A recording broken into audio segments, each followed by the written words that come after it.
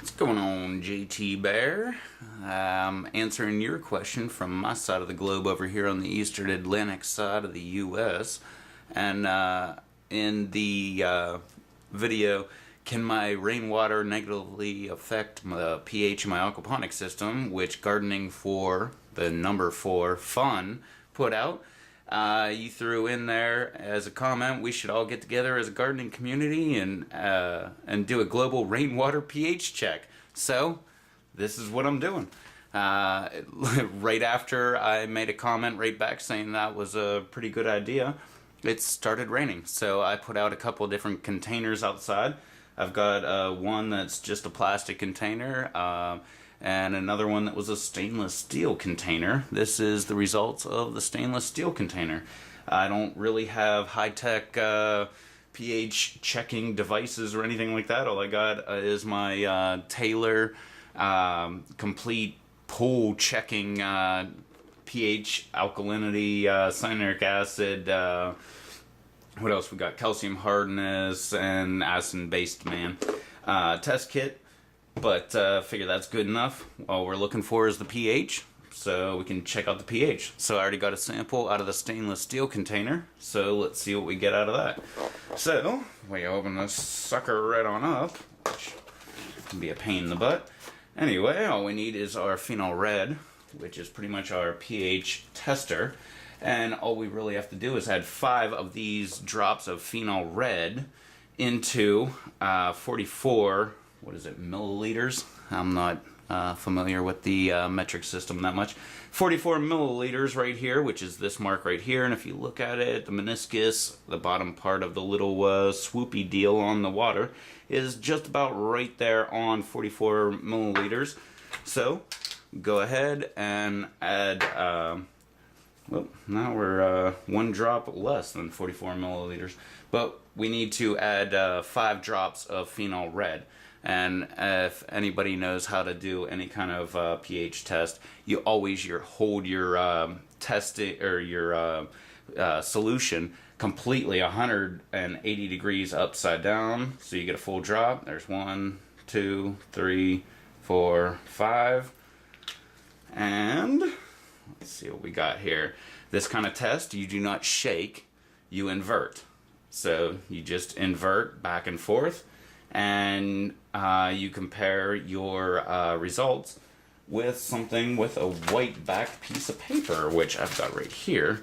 So when we check that sucker out, well, it's not really very good light. Let's see if we can get better light than that. Alright, this really isn't very good light. We're not getting it the best that we can. I still can't get good light no matter which way I try to angle the sample under the light.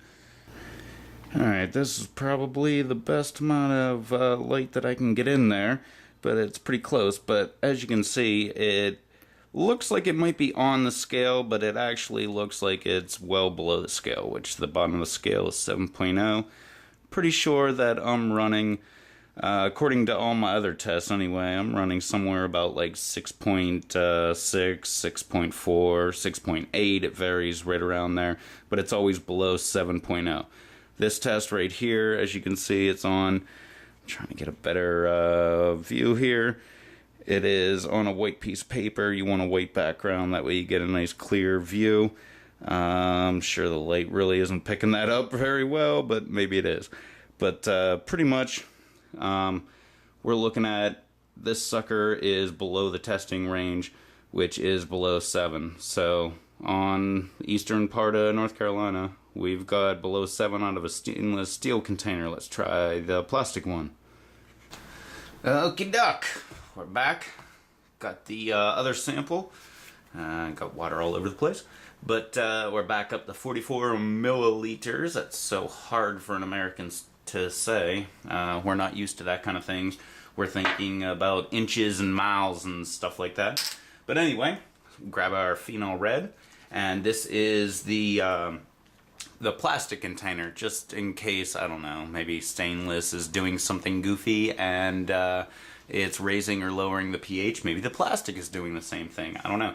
Once again, turn the phenol red completely upside down before you actually start putting your drops in. And we got 1, 2, 3, 4, and 5. Turn that back over. And now we're going to go ahead and again invert, not shake. And we will invert, because this is a pull test, not an aquaponic test. I don't know how the aquaponic tests actually do because I'm too cheap to actually go ahead and buy one.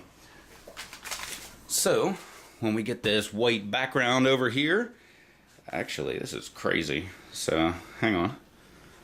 Okay, I don't know if you can really see that, but it looks like the lowest color that's right, color. I say the word color way different than everybody else. The color there at the very bottom looks like it's kind of an orangish. That would be 7.0 on the pH scale.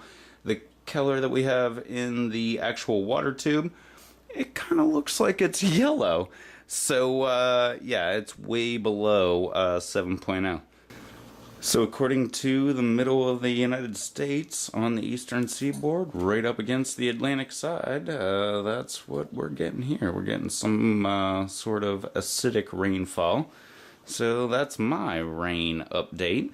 That's what I've got as far as this latest rain. I'm sure every single rain changes. But hey, JT Bear, here it is. That's what I got. So you started a trend. Here we go, man. Here's what we got going on over here on my side of the planet. What do you got up there, man? And anybody else?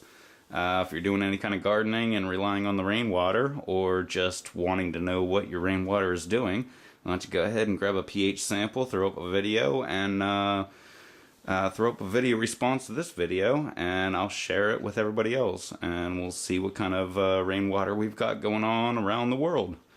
This is JT Bear's global rainwater challenge that we got going on, and I'll catch y'all next time it rains.